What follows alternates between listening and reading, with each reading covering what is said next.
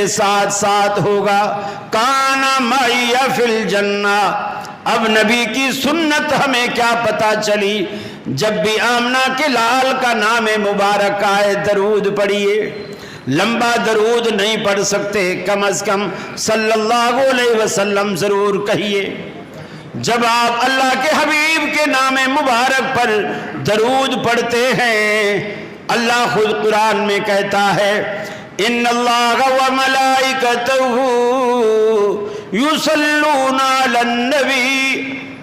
اللہ رب العالمین کی ذات بھی رحمت بھیجتی ہے، فرشتے رحمت کی دعائیں کرتے ہیں. یا ایھا الذین آمنوا صلوا علیہ وسلموا تسلیما. اے ایمان والو، تم بھی اللہ رب العالمین کے پیغمبر ان کی ذات گرامی پر آپ بھی درود و سلام بھیجا کیجئے.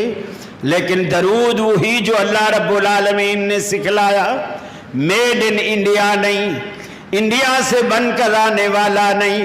درود لکھی، درود ہزارہ، درود تاج، دعائے گنج و لرش، پتہ نہیں دنیا نے کیا کیا بنا رکھا ہے.